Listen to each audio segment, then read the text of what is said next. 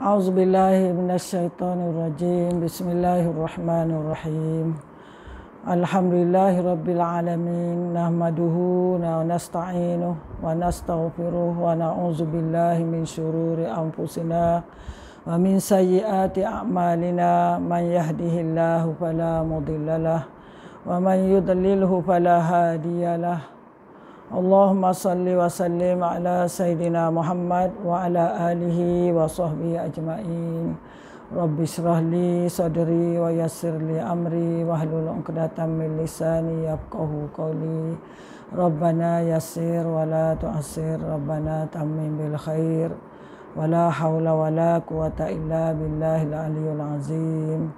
Subhanaka la ilma lana illa ma 'allamtana innaka antal alimul hakim. Kita mula dengan Al-Fatihah. A'udzubillahi minasyaitonirrajim. Bismillahirrahmanirrahim. Alhamdulillahi rabbil alamin. Ar-Rahmanir-Rahim. Maliki yaumiddin. Iyyaka na'budu wa iyyaka nasta'in. Ihdinas siratal mustaqim. Siratal ladzina an'amta 'alaihim ghairil maghdubi 'alaihim waladdallin. Amin. Alhamdulillah, sahabat-sahabat semua boleh dengar tak? Dengar ya? Boleh, boleh dengar jelas suara ya? Alhamdulillah. Baik Zura, terima kasih semua, sahabat-sahabat yang dikasihi Allah Subhanahu wa taala. Hari ini alhamdulillah, syukur kita kepada Allah Subhanahu wa taala kerana dengan izin dan rahmatnya maka kita dapat berjumpa lagi pada pagi ini dalam slot pengajian kita iaitu Asmaul Husna. Jadi hari ini saya cuba nak rakam, harap berjaya rakam dalam YouTube nanti ya. Ni sedang mana dua sekarang ni. Dalam Google Meet satu, lepas tu YouTube satu. Baik, kita akan cuba buat. Hari ini kita akan belajar ialah Asma'ullah Al-Ahad dan Al-Wahid. Ya, dua nama. Jadi kalau sahabat semua buka yang ada kitab Asmaul Husna, buka muka surat 209. Ya, 209. Nama Allah Al-Ahad ini hanya disebut pada satu ayat dalam Al-Quran, iaitu surah Al-Ikhlas. Maknanya nama Al-Ahad tu satu je disebut dalam Al-Quran, satu tempat saja, iaitu surah Al-Ikhlas. Surah Al-Ikhlas tu mula dengan Qul huwallahu ahad. Ya, Bismillahirrahmanirrahim. Qul huwallahu ahad. Allahus samad. Lam yalid wa lam yulad wa lam yakul lahu kufuwan ahad. Jadi kita tengok dalam surah Al-Ikhlas ni dua kali Allah sebut namanya dengan ahad, iaitu pada ayat 1 dan ayat 4. Ya, Qul huwallahu ahad. Allahus samad, dan ayat 4 walam yakul lahu kufuwan ahad. Maksudnya katakanlah Muhammad sallallahu alaihi wasallam dialah Allah yang Maha Esa, Allah tempat meminta segala sesuatu, Allah tidak beranak dan tidak pula diperanakkan dan tidak ada sesuatu yang setara dengan dia. Surah Al-Ikhlas ayat 1 hingga 4. Jadi surah Ikhlas ni disebut merupakan surah mulia yang disebutkan perihal keistimewaan sunnah Rasulullah sallallahu alaihi wasallam, di mana keutamaan membacanya setara dengan membaca 3/4 Al-Quran. Makna 3/4 Al-Quran kalau kita baca dia dengan keutamaan bacaan dia sama dengan 3/4 Al-Quran. Adapun keistimewaan ini disebabkan kenapa Rasulullah SAW menyebut kalau kita baca keutamaannya setara dengan 3/4 Al-Quran, kerana dia mencakupi penjelasan nama-nama Allah, ya, nama Allah yang baik iaitu Asmaul Husna dan sifatnya yang mulia iaitu sifat Allah Subhanahu wa taala.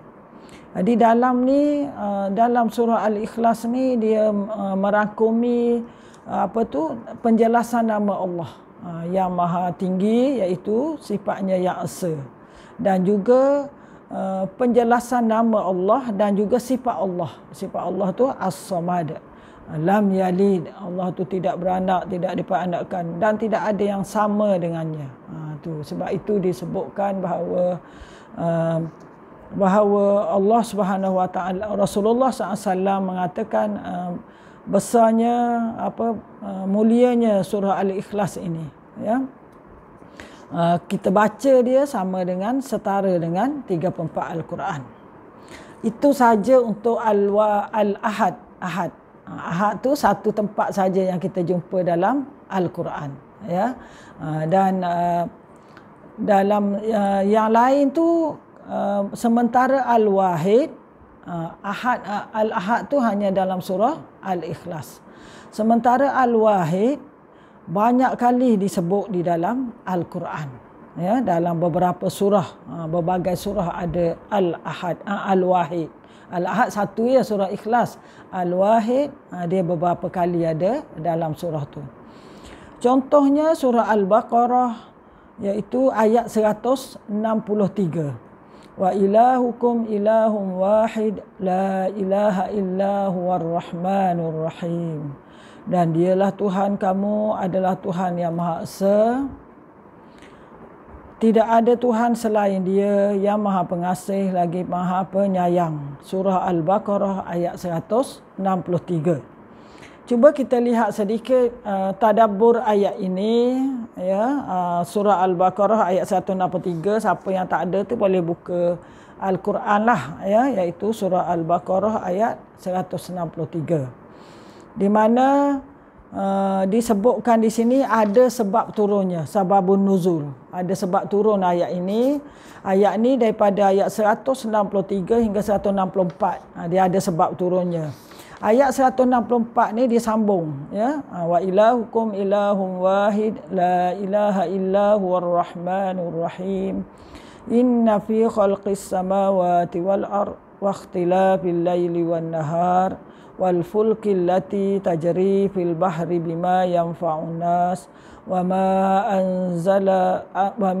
anzalallahu minas samaa'i min ma'in fa ahya bihil arda ba'da mautiha wa bassa fiha min kulli dabbah wa tasrifir riyah was sahabil musakhkhari bainas samaa'i wal ard la ayatil liqaumin ya'qilun. Sahabat tengok pengertian dia, ya. Jadi saudara baca ayat dia saja. Surah Al-Baqarah ayat 163 hingga 164. Kita tengok sedikit sebab turun ayat ini, di mana diriwayatkan dari Atta, ia berkata turun kepada Nabi SAW ayat ini di Madinah, ya, wa ilahukum ilahu wahid tu. Maka orang-orang kafir Quraisy di Mekah berkata, sebab dalam ayat ni berbunyi, dan Tuhanmu maksudnya adalah Tuhan Maha Esa, tak ada Tuhan yang berhak disembah melainkan Dia yang Maha Pemurah lagi Maha Penyayang. Lalu orang-orang kafir Quraisy di Mekah berkata, bagaimana bisa Tuhan yang satu mengasihi seluruh manusia? Ya. Jadi dia sebut, macam mana Tuhan yang satu nak kasih seluruh manusia? Sebab di sini disebut Allah yang Maha Esa, Dia Maha Pemurah lagi Maha Penyayang. Jadi orang kafir Quraisy ni tanya, di Mekah ni dia tanya, dia kata, bagaimana Tuhan yang satu mengasihi seluruh manusia? Lalu Allah menurunkan ayat ini, ya, Allah menurunkan firman-Nya, sesungguhnya dalam penciptaan langit dan bumi. Ini dia masuk kepada ayat 164. Inna fi khalqis samawati wal ard. Itu, ya, itu sebab turunnya. Jadi diriwayatkan bahawa Allah Subhanahu Wa Taala, di mana diriwayatkan bahawa mengikut Abu Duha berkata, ketika turun ayat ni, orang-orang musyrik keheranan, orang-orang kafir Quraisy ni keheranan. Mereka berkata, "Ya Tuhan yang Maha Esa, kalau benar hendaknya Muhammad memberikan bukti pada kita." Allah pun menurunkan ayat ini, iaitu sesungguhnya dalam penciptaan langit dan bumi, iaitu ayat 164. Ya. Jadi penerangan sedikit, wa in la ilaha illa ni, la ilaha illa huwal ar-rahmanur rahim, merupakan penyataan tentang keesaan Allah. Jadi ayat surah Al-Baqarah ayat 163 tu Allah nyatakan tentang wahid, keesaan Allah Subhanahu wa taala. Dan Allah menafikan selain daripada Allah. Makna Allah menafikan tuhan-tuhan yang lain daripada Allah Subhanahu wa taala. Allah nak jelaskan Allah tu esa, tak ada tuhan yang lain, tidak berkongsi dengan yang lain. Sedangkan firman-Nya Ar-Rahmanur Rahim bermakna Allah Subhanahu wa taala melimpahkan semua nikmat, baik yang pokok maupun yang cabang, dan tidak ada yang memiliki sifat ini kerana segala sesuatu selain Dia hanyalah tidak ada yang sama dengan Dia. Ya, maknanya Ar-Rahmanur Rahim, maknanya di sini nikmat Allah ni melimpah ruah kepada manusia, ya, kepada manusia, kepada makhluknya. Baik nikmat utama hidup ataupun nikmat-nikmat cabang yang lain, makanan, kesihatan dan sebagainya. Dan tidak ada yang memiliki sifat tu sama dengan Allah. Lalu disebut di sini, ya sahabat-sahabat semua, bukti dia jawab tadi kan, bagaimana Tuhan boleh mengasihi seluruh manusia. Lalu Allah jelaskan dalam ayat surah Al-Baqarah ayat 164, lepas pada ayat 163 tu. Apa buktinya? Okey. Buktinya ayat 164 tu, iaitu bukti Allah boleh mengasihi seluruh manusia walaupun Allah satu. Sebab dia fikir dengan logik dia ingat macam kita ni kan, tak boleh kasih ke semua orang. Tetapi sebenarnya Allah boleh mengasihi seluruh makhluknya. Buktinya ialah alam yang menakjubkan ini pasti ada menciptanya, ada pencipta. Contoh buktinya adanya langit, maknanya Allah berkuasa mencipta langit. Adalah terpasang langit yang tinggi tanpa tiang. Lepas tu dia tergantung, kita tengok kan, mana ada tiang langit tu, makna kuasa Allah nak kasih ke seluruh makhluk tu benda enteng saja. Benda besar lagi Allah boleh buat. Allah pasang langit, buat langit tanpa tiang. Allah buat bumi, ada laut, ada sungai. Ada bukti malam dan siang, ada pertukaran siang dan malam. Bukti kapal, siapa yang mengendali jaganya daripada tenggelam ialah Allah Subhanahu wa taala. Orang pertama yang membuat kapal ialah Nabi Nuh alaihi salam.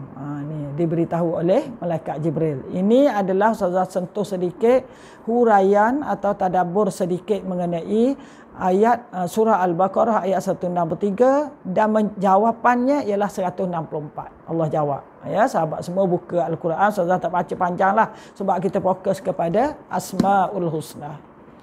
Baik. Seterusnya buka muka surat 209 kitab Asmaul Husna. Adapun nama Allah Al-Wahid, ia disebut berkali-kali dalam Al-Quran. Okey, tadi kita dah lihat. Dalil yang kedua ialah surah Yusuf. Surah Yusuf iaitu ayat 39, arbabum mutafarriquna khairun amillahul wahidul qahhar. Manakah yang baik, tuhan-tuhan yang bermacam-macam itu ataupun Allah yang Maha Esa, Maha Perkasa. Sudah tentu Allah Maha Perkasa, yang esa lah yang paling baik, ya, Maha baik. Baik, kita tak akan baca banyak ayat ini, terus pergi pada 210 sahabat-sahabat semua rahimani wa rahimakumullah. Jadi disebut kedua-dua nama ini, Al-Ahad dan Al-Wahid, menunjukkan bahawa Allah Maha Esa, bersifat tunggal. Apa maksud Allah Maha Esa bersifat tunggal? Maksudnya hanya Allah satu-satunya memiliki sifat agung dan mulia. Itu satu. Yang ini diterangkan belakang. Ya, diterangkan belakang. Al-Ahad dan Wahid, buka muka surat, kita tengok terus. Kalau tidak dia berulang sama ni. Sahabat semua yang ada kitab, buka muka surat 214. Dia terangkan tu. Muka surat 214 Allah Subhanahu bukan ya Allah salah. Dalam muka surat 214 pengarang kitab Asmaul Husna ini menerangkan makna Al-Wahid dan Al-Ahad. Lalu disimpulkan dengan 8 makna. 8 makna Al-Wahid dan Al-Ahad. Muka surat 214. Sekejap ya.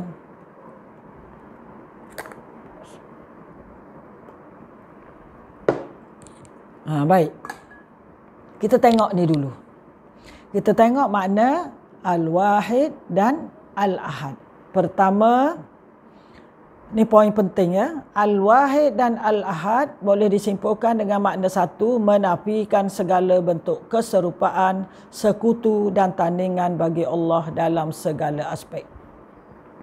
Maksudnya sahabat-sahabat semua, ialah Al-Wahid dan Al-Ahad. Asma'ullah ini, nama Allah Al-Wahid dan Al-Ahad ini maksudnya Allah menafikan segala bentuk penyerupaan kepada Allah. Sebab tu Allah tidak serupa dengan makhluk. Dan tidak boleh disekutukan. Tak boleh kita nak beribadah kepada yang lain dari Allah. Walaupun Allah pun percaya juga. Seperti yang berlaku pada agama lain tu kan. Dia percaya ada Tuhan. Tuhan Allah dia kata. Tapi dia sembah berhala, sembah pekong, sembah apa lagi dia sembahnya. Kan.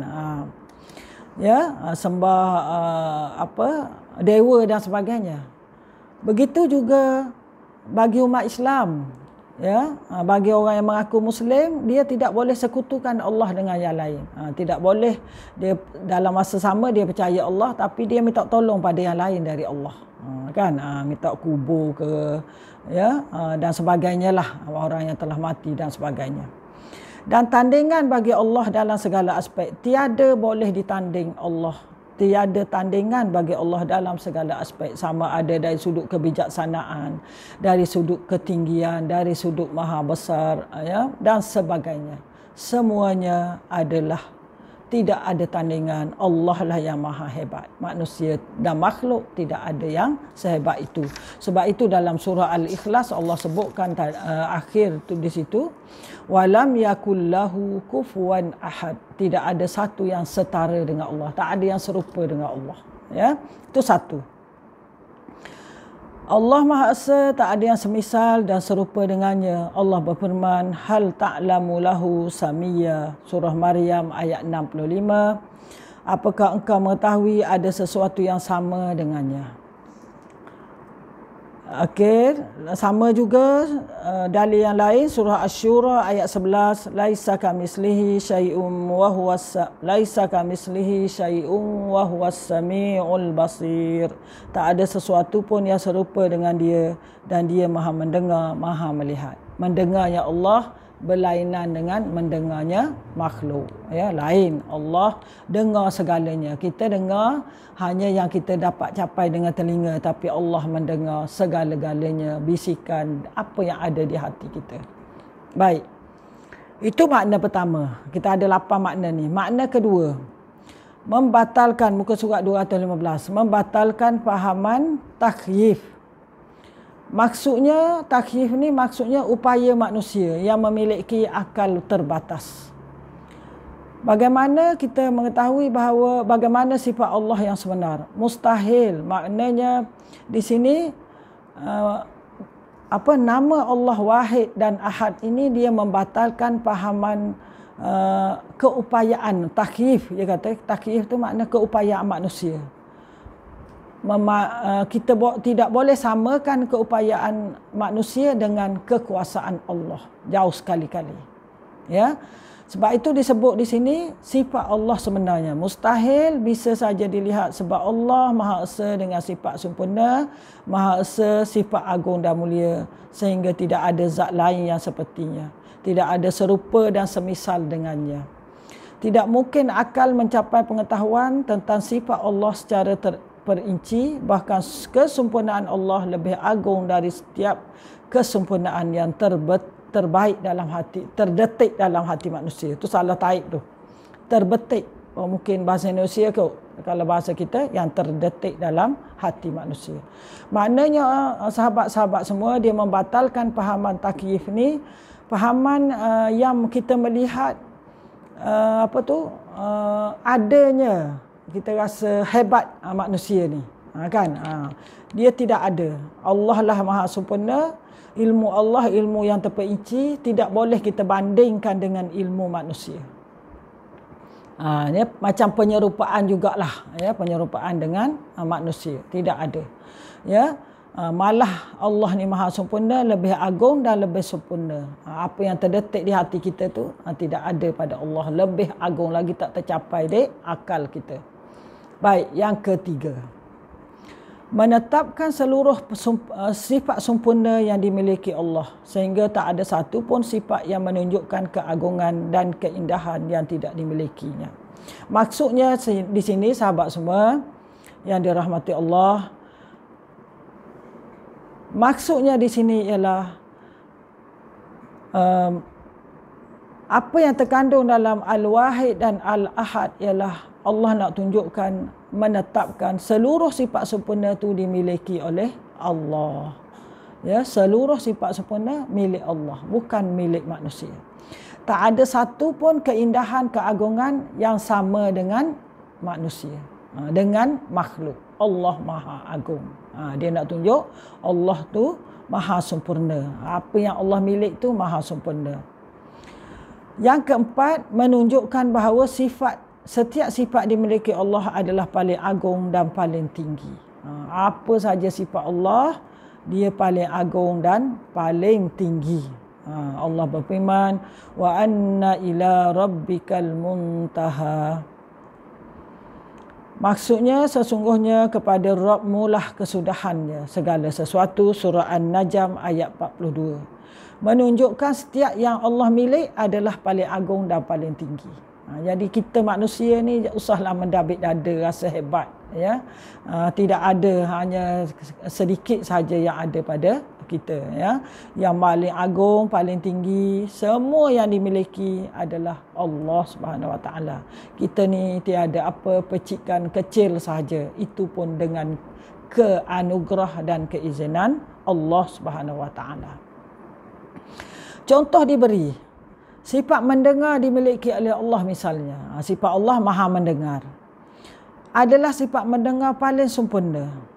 Begitu juga sifat melihat adalah sifat yang paling sempurna. Sifat memiliki, sifat paling sempurna. Sebab itu Allah berfirman, walillahil masalul a'la, dan Allah mempunyai sifat yang maha tinggi. Maknanya milik Allah dengan milik kita tak sama. Milik manusia, milik makhluk, dia akan musnah. Ya, dia akan musnah dan dia tidak kekal. Dan milik kita ni, walau kita usaha macam mana pun, kalau Allah tak izin, kita tak akan memilikinya.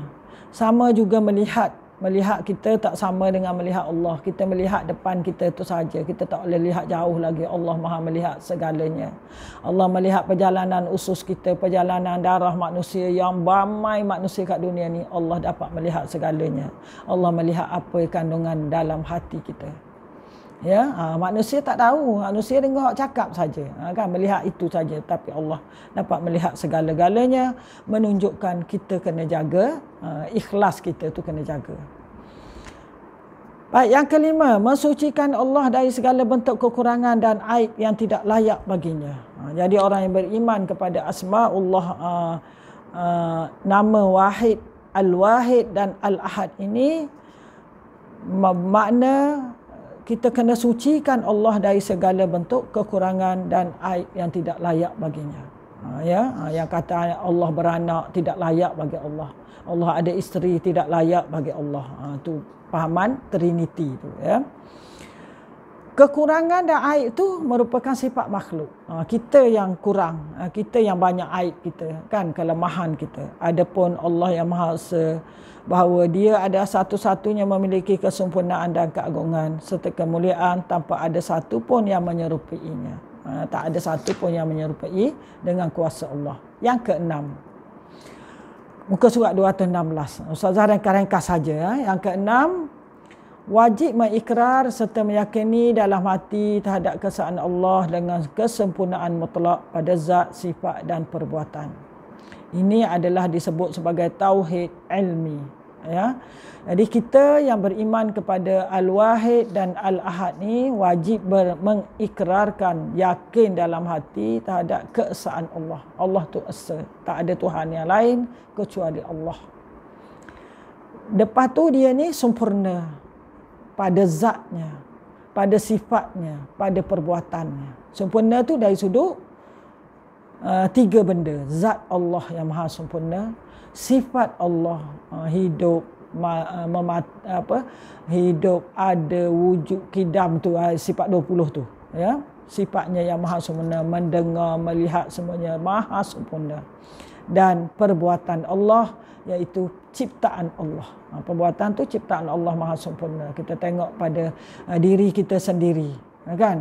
Diri kita sendiri maha sempurna keciptaannya. Pada pokok maha sempurna. Ya, tidak ada cacat celanya. Begitulah langit dan bumi dan sebagainya. Semuanya adalah indah belaka. Kan? Semuanya indah. Baik. Okey, boleh ya sahabat semua. Jadi kita beriman bahawa sifat dan penciptaan Allah kepada makhluk ini adalah maha indah. Kita tengok adanya langit bumi yang begitu indah, tiada tandingan. Manusia tu amat lemah. Ya, nak buat seekor lalat pun tidak mampu. Malah Allah kata kamu nak kejar lalat tu pun kamu tak mampu. Baik. Yang ketujuh, wajib mengesahkan Allah dalam ibadah. Okey. Yang ketujuh ni apa yang perlu kita buat sahabat-sahabat semua? Kalau kita beriman kepada Allah dari sudut Al-Wahid dan Al-Ahad, apa yang kita perlu buat? Apa tindakan, apa tu orang panggil, aplikasinya ataupun apa yang tindakan yang perlu kita buat? Pertama, kita esakan Allah dalam ibadah. Mana dalam ibadah tu kita tuju hanya pada Allah, bukan kepada makhluk. Di sini dia berkait dengan ikhlas. Kalau kita buat tu ibadah tu nak tunjuk ke orang pun ya, kerana Allah pun ada, itu tidak esakan Allah dari sudut ibadah. Sebab biar orang tengok pun ya, Allah tu ada juga. Dah jadi dah dua dah, kan? Tidak esakan Allah. Jadi dia berkait dengan kita buat ibadah lillahi ta'ala, bukan kerana orang. Bukan nak disanjung, bukan nak dipuji, tapi kerana Allah, kerana ikhlas mentaati perintahnya. Itu penting. Satu, beriman pada Al-Ahad dan Al-Wahid ialah kena ikhlas esakan Allah dalam ibadah. Jangan duk pergi puja kubur. Tu tak betul. Tu dah syirik. Tak esakan Allah dalam ibadah. Ikhlas mentaati Allah. Bukan kerana manusia. Bukan nak suruh puji, nak cari glamour dan sebagainya. Sebab itu kita kena jaga ibadah-ibadah yang mengacau kita daripada ikhlas. Yang boleh menimbulkan riak. Kan? Apakah punca yang menimbulkan riak dalam ibadah sahabat semua? Contohnya kita sengaja duk iklan kat orang, kan? Mula kita timbul yang lain, ya. Jangan tunjuk pada orang dalam FB ke apalah medsos sekarang, kan? Macam-macam, tak perlulah ditunjukkan ibadah kita. Ibadah kita adalah untuk Allah, kan? Antara kita dengan Allah, ya, zakat kita, infak kita dan sebagainya. Baiklah, kecuali kita beri tu untuk tunjuk tu untuk motivasi, dengan syarat kita boleh jaga. Kena jaga tu sahabat semua. Kalau kita tak boleh jaga hati kita, jangan tunjuk kat orang, ya, takut kita jadi riak. Tapi kalau dalam belajar kita boleh tunjuk gambar, semua gambar ramai-ramai datang belajar untuk beri motivasi pada sahabat kita. Itu tak ada masalah. Baik. Yang ketiga, satu, esakan dalam ibadah. Kedua, ikhlas mentaati Allah. Ketiga, melaksanakan syariat Allah. Orang yang beriman pada nama Allah Al-Wahid dan Al-Ahad, dia kena melaksanakan syariat Allah. Syariat Allah ni banyak, dari sudut ibadah, dari sudut muamalah, dari sudut ibadah atau apa, contohnya sembahyang, puasa, zakat, haji, dari sudut muamalah, dari sudut rumah tangga, dari sudut pendidikan, dari sudut politik, dari sudut ekonomi dan sebagainya. Semuanya wajib dilaksanakan mengikut Al-Quran dan mengikut apa yang diajar oleh Rasulullah sallallahu alaihi wasallam. Wajib pula yakin bahawa keesaannya dalam mencipta. Allah yang esa mencipta dan Allah yang memberi rezeki. Ini satu lagi, ya. Kita percaya pada Allah Al-Ahad dan Al-Wahid, kita wajib percaya bahawa Allah lah yang berhak memberi rezeki pada kita. Allah yang berkuasa beri rezeki, tarik rezeki, menabur rezeki yang mana layak banyak, yang mana tidak, semuanya adalah kehendak dan kebijaksanaan Allah. Ya. Memberi nikmat dan menolak memberi nikmat. Memberi nikmat ataupun memberi mudarat. Itu semuanya kehendak Allah. Merendah dan meninggikan darjat hamba. Masuk juga beriman pada Al-Ahad dan Wahid. Allah lah yang berhak merendah dan meninggikan darjat seseorang hamba. Jadi sama-sama kita berdoa pada Allah. Moga Allah tidak hinakan kita dengan melakukan benda-benda yang boleh menjatuhkan maruah kita. Sekarang ni banyak cerita-cerita yang menakutkan, kan? Orang-orang yang kita percayai kadang-kadang dia juga buat benda-benda yang menjatuhkan maruah dia. Semoga Allah ampunkan dia, kembalikan dia ke pangkal jalan, ya. Waliyazubillah. Kita sama-sama doa supaya Allah jaga aib kita, Allah jadikan kita orang yang takut pada Allah. Makna Al-Ahad dan Wahid juga ialah kita hendaklah percaya Allah lah yang berhak menghidup dan mematikannya. Yang hidup memati itu kuasa Allah, ya. Allah kuasa maha, Allah yang maha berkuasa. Menuntut untuk mengesahkan Allah dalam ibadah. Ketahuilah hal inilah yang dimaksudkan dengan tauhid amaliyah. Ya, tauhid amali atau praktisnya. Maksudnya kita beriman pada Al-Wahid dan Al-Ahad, praktisnya, amalinya, kita kata amali kan, amali solat. Praktikal lah kita nak kena buat. Ni benda yang perlu kita kena buat ialah 5 benda. 1, esakan Allah dalam ibadah. 2, ikhlas. 3, laksanakan syariat Allah. 4, yakin Allah sebagai pencipta dan pemberi rezeki pada manusia.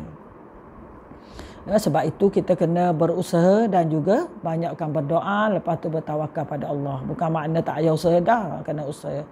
Yang 5, kita percaya andai apa yang berlaku dalam hidup kita, mudarat atau baik, itu adalah dari Allah. Kerana Allah yang berhak memberi nikmat dan menolak nikmat. Itu semua kuasa Allah. Allah juga yang berhak menghidup dan mematikan. Waktu kita ni tunggu giliran sahabat semua, kan? Nak tunggu giliran mati. Sebab di usia 60-an, 70-an ni tunggu giliran saja. Baik yang kita kata RTM. Kita ni semua RTM, rehat tunggu mati. Rehat tunggu mati, kan? Baik sahabat semua. Yang ke-8, membantah kaum musyrikin dan seluruh pelaku kebatilan yang tidak mahu mengagungkan Allah sebagai mestinya dan tidak mengakui keesaannya juga kesempurnaannya. Maknanya sifat Al-Ahad dan Al-Wahid ni adalah nama Allah ni, dia membantah golongan kaum musyrikin yang tidak mengaku keagungan Allah. Tidak mengaku Allah itu maha agung, Allah tu boleh hidupkan balik manusia, Allah yang berkuasa menghidup mematikan semua tu, ya. Jadi di sini kita nampak bahawa Allah Subhanahu Wa Taala menunjukkan keesaannya. Ya, keesaannya yang mana tadi kita dah belajar, di mana sebab turun surah Al-Baqarah tadi kan. Al-Baqarah tadi kan, di mana menunjukkan bahawa dia tak percaya Allah ni boleh, macam mana Allah yang esa ni boleh kasih pada semua manusia, semua makhluk. Padahal Allah Maha berkuasa segalanya. Jadi itulah 8 perkara. Ya, 8 perkara yang menunjukkan bahawa apa pengertian Al-Ahad dan Al-Wahid dalam asma'ullah, dalam nama-nama Allah ini. Ya, 8 perkara ini. Sebab itu sahabat-sahabat semua, kita tengok sedikit muka surat 216 ayat bawah sekali, iaitu surah Az-Zumar ayat 45.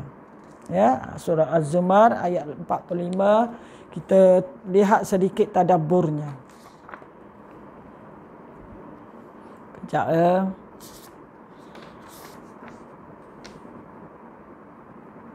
Az-Zumar ayat 45.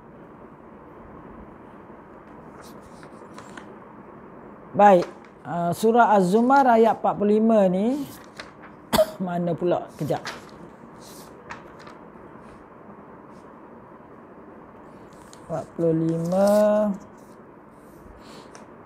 Allah. Tak jumpa cari ni. Ni dia.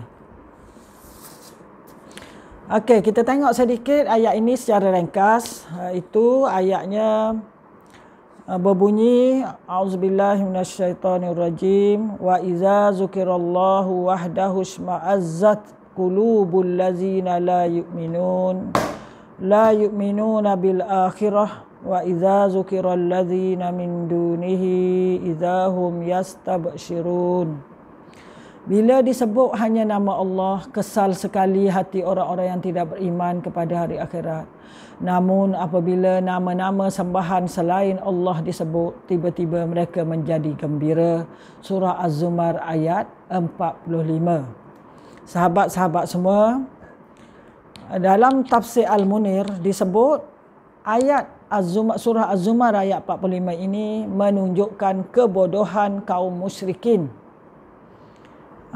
Kaum musyrikin Quraisy yang menentang Rasulullah SAW, di mana dia terbalik. Terbalik macam mana? Apabila disebut nama Allah, dia kesal. Dia serabut, katakan. Kesal sekali hatinya. Kesal bila sebut nama Allah. Tapi bila disebut nama sembahan lain, tiba-tiba mereka bergembira. Gembira pula nama sebut Al-Lata wal Uzza, berhala lain. Nama Allah disebut, dia kesal, tak suka. Lalu disebut oleh tafsir Al-Munir ni, Dr. Wahbah kata, inilah kebodohan golongan musyrikin. Jadi jangan kita jadi bodoh macam golongan musyrikin ini. Sebut nama Allah tak ada rasa apa, rasa serabut ke apa. Sepatutnya orang Islam, orang mukmin, apabila disebut nama Allah, dia gembira, dia orang kata tenang. Sebab itu Allah sebut wa iza zukiral ladzina min dunihi idzahum yastabshirun. Yastabshirun tu istibsyar, istibsyar tu maknanya hati dipenuhi kebahagiaan sehingga raut wajahnya nampak keindahan dan bersinar. Sifat orang beriman, bila disebut nama Allah, dia rasa bahagia. Disebut nama Allah, dia rasa bahagia sehingga raut wajahnya nampak ceria, nampak teruja dan bersinar. Ini sifat mukmin. Sifat kafir pula, disebut nama Allah, disebut nama Tuhan dia, berhala dia tu, berbagai nama berhala dia tu, dia gembira. Terbalik. Bagi orang Islam, disebut nama-nama yang lain itu adalah mereka tidak suka, kan? Tetapi terbalik dia ni, iaitu bila disebut nama lain, mereka bila disebut nama Allah, mereka menyesal. Iaitu dia kata kesal sekali hati mereka sebab mereka tak percaya pada kekuasaan Allah. Itu sedikit tadabbur. Sepatutnya kita yastabshirun. Bagi orang Islam, bila disebut nama Allah, mestilah dia istibsyar. Dan kalau kita lihat sedikit, sahabat semua, tapi ni panjanglah pula nak cerita ni. Lain kalilah yang ni, iaitu ayat 45 tu, lepas tu ayat 46. Qulillahumma fatirus samawat. Ini lain kalilah. Sebab kita nak fokus pada asma'ullah. Baiklah. Itu habis kita ada 8. 8 perkara, ataupun kita kata 8 perkara penting yang berkait dengan Al-Wahid dan Al-Ahad. Kalau kita beriman pada nama Allah Al-Wahid dan Ahad, kita mesti ada 8 perkara. Jadi sebab itu saya kata nama Allah ni tidak cukup dengan hanya kita hafal namanya, tapi kita kena faham setiap satu apa benda maksud sebenarnya dan apa tuntutannya. Kan tuntutan tadi ada 4, ada 5. Kita beriman pada Al-Wahid dan Al-Ahad, ada 5 benda, iaitu kita kena esakan Allah dalam ibadah, kita kena ikhlas dalam mentaatinya dalam ibadah, kita kena patuh pada syariatnya, kita mengakui ciptaan Allah itu terbaik, kita mengakui rizki dari Allah. Sebab tu kita jadi hati yang tenang, kan? Yang kita usaha, lepas tu kita perlu berusaha, tetapi kita kena berdoa. Dan kita mengakui nikmat dan musibah adalah dari Allah. Sebab tu lahirnya perasaan redha, ya, sabar, ya. Kalau rezeki tadi kita ngaku Allah tu pemberi rezeki, Allah berhak kurangkan, Allah berhak banyakkan, mula kita ada sifat qanaah. Ya, cukup dengan apa yang ada, terima apa yang ditentukan oleh Allah, ya. Baik, dan kita mengakui Allah lah yang menghidup dan mematikan. Tugas kita bersedia untuk menghadap Allah Subhanahu Wa Taala. Baik sahabat-sahabat semua, sedikit lagi kita masuk kepada makna Al-Wahid. Tadi makna Al-Ahad dan Wahid ia rangkul sekali. Ini pula dia beri makna Al-Wahid. Makna apa Al-Wahid?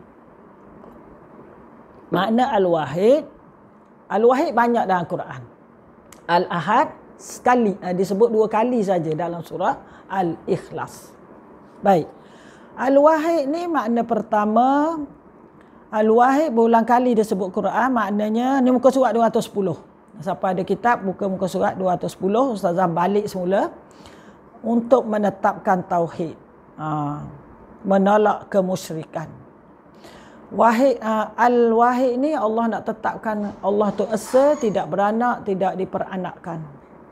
Tidak ada sekutu baginya. Ini itu jawapannya dalam surah Al-Ikhlas. Kedua, Allah menetapkan keesaannya dan kewajipan untuk ikhlas menjalankan agama Allah. Itu yang kedua. Al-Wahid, Allah tetapkan keesaannya. Kalau kita kata Allah tu esa, maka kita kena taat pada yang esa. Bukti kita beriman Allah tu satu, maka kita kena taat pada yang satu, bukan pada yang lain. Dan kita buat sesuatu pun untuk yang satu, iaitu Allah, bukan untuk yang lain. Tapi kita kadang hati tu bercabang-cabang. Baik, yang ketiga muka surat 211. Mengesakan Allah merupakan inti dakwah para rasul. Ya. Apa pokok dakwah semua rasul yang kita wajib percaya 25 orang tu adalah intinya satu, iaitu mengajak manusia kepada esakan Tuhannya. Walaupun dari sudut ibadah berlainan, ya, tetapi dari sudut akidahnya satu, mengajak manusia beriman pada Allah Subhanahu Wa Taala. Inilah yang diperjuangkan daripada Nabi Adam sehingga Nabi Muhammad sallallahu alaihi wasallam. Baik, yang keempat.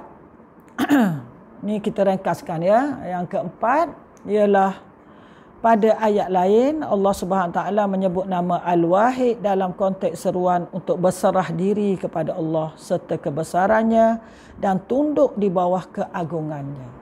Jadi kitab ini menerangkan lagi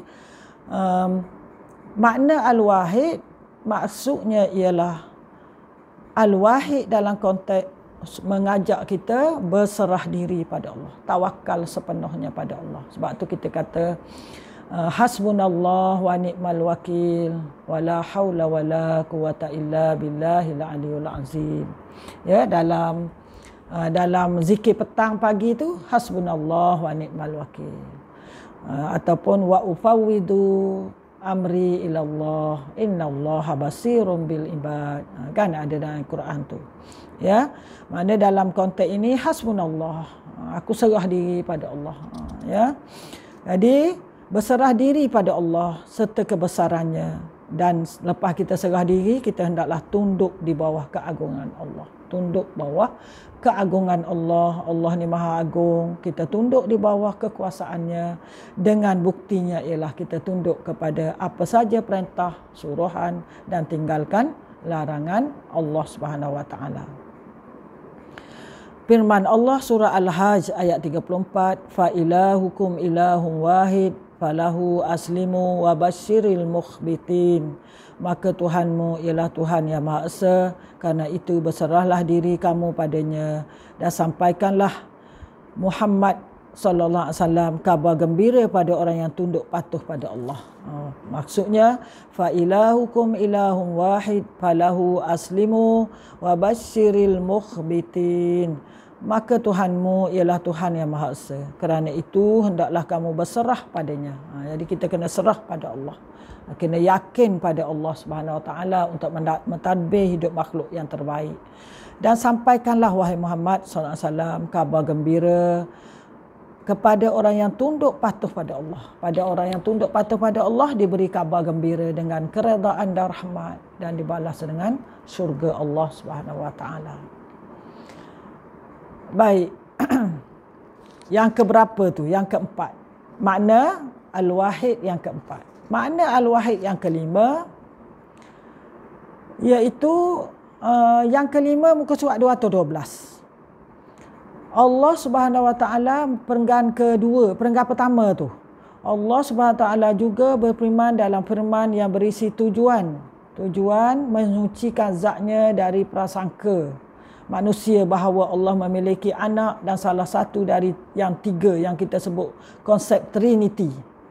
Jadi Al-Wahid ni maksudnya Allah menafikan prasangka manusia yang mengatakan Tuhan ni ada tiga dimensi. Tuhan anak, Tuhan bapa, dan Tuhan tu ada isteri, Ruhul Kudus. Ya, yang dipegang oleh orang-orang Kristian. Tuhan anak, Tuhan bapa, dan Tuhan Ruhul Kudus. Anak tu Isa, ya. Bapa, apa Tuhan tu? Bapa Isa. Itu kepercayaan yang adalah syirik dan salah, yang menyeleweng, kafir. Sebab itu Al-Wahid menafikan konsep kepercayaan Trinity, ya, tiga. Ada kata Tuhan ni ada anak, Tuhan ni ada isteri Maryam, Tuhan ni ada sebagai bapa. Itu adalah salah sama sekali.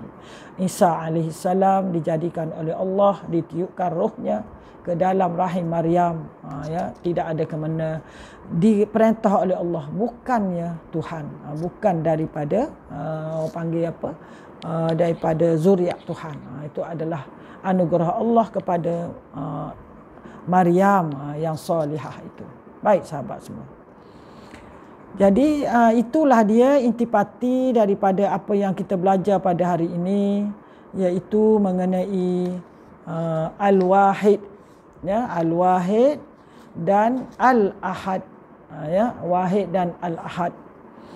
Jadi apa yang boleh Ustazah rumuskan daripada kita belajar dua nama Allah, Al-Ahad dan Al-Wahid.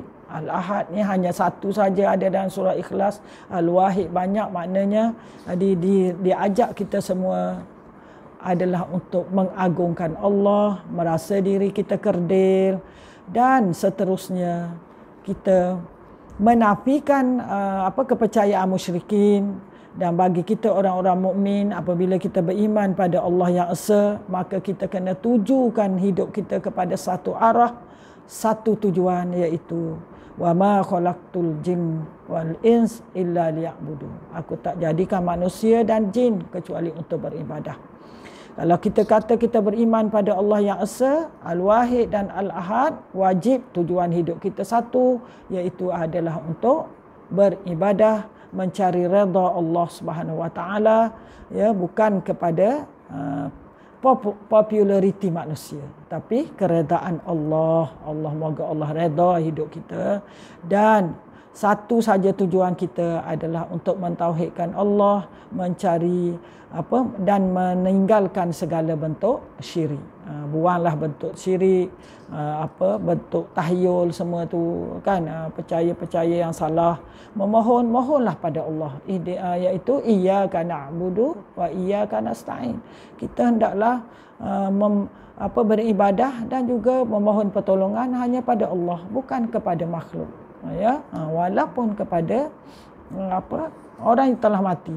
Itu tidak layak sama sekali. Yang berhak mengabulkan doa kita ialah Allah. Tak usahlah kita buat perantaraan. Ya. Dan kita kena yakin bahawa dan juga menghilangkan sifat sombong pada diri kita. Sebab sifat angkuh.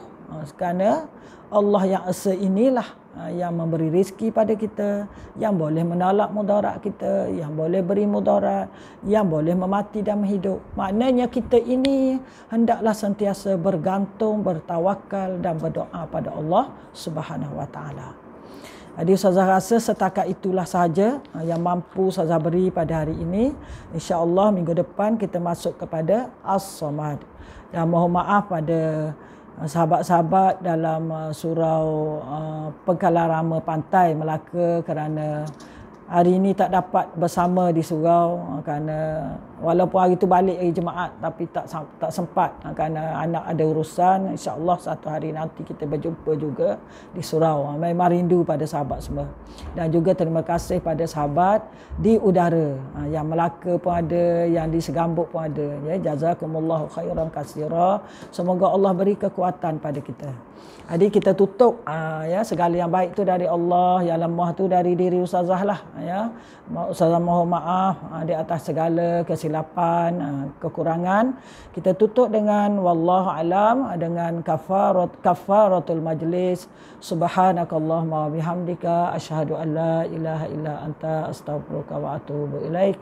Bismillahirrahmanirrahim. Wal 'asri innal insana lafi khusr illa allazina amanu wa 'amilus shalihat wa tawasaw bil haqqi wa tawasaw bis sabr. Wa sallallahu ala sayidina Muhammadin wa ala alihi washabbihi ajma'in walhamdulillahi rabbil alamin.